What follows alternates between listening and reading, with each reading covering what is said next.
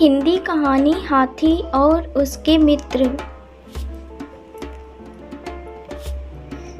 बहुत समय पहले की बात है। एक अकेला हाथी एक अजीब जंगल में बसने आया।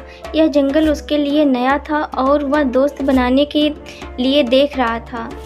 वो सबसे पहले एक बंदर से संपर्क किया और कहा, नमस्ते बंदर भैया, क्या आप मेरे दोस्त बनना चाहेंगे? बंदर ने कहा, तुम मेरी तरह झूल नहीं सकते क्योंकि तुम बहुत बड़े हो, इसलिए मैं तुम्हारा दोस्त नहीं बन सकता। इसके बाद हाथी एक खरगोश के पास गया और वही सवाल पूछा। खरगोश ने कहा, तुम मेरे बिल में फिट होने के लिए बहुत बड़े हो, इसलिए मैं तुम्हारा दोस्त नहीं बन सकता।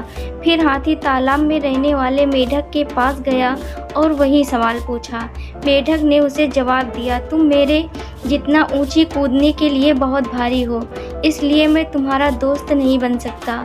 अब हाथी वास्तव में उदास था क्योंकि वह बहुत कोशिशों के बावजूद दोस्त नहीं बना सका। फिर एक दिन सभी जानवरों को जंगल में इधर उधर दौड़ रहे थे। ये देखकर हाथी ने दौड़ रहे एक भालू से पूछा कि इस उपद्रव के पीछे का कारण क्या है। भालू ने कहा, जंगल का शेर शिकार पर निकला है, वे खुद को उससे बचाने के लिए भाग रहे हैं। ऐसे में हाथी शेर के पास गया और कहा कि कृपया इन निर्दोष लोगों को चोट न पहुंचाओ, कृपया उन्हें अकेला छोड़ दें।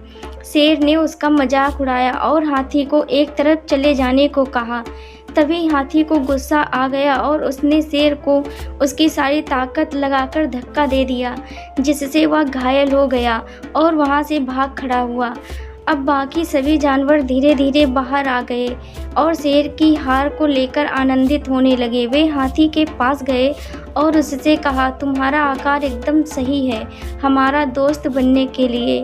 इस कहानी से हमें ये सीख मिलती है कि एक व्यक्ति का आकार उसके मूल्यों का निर्धारण नहीं कर सकता।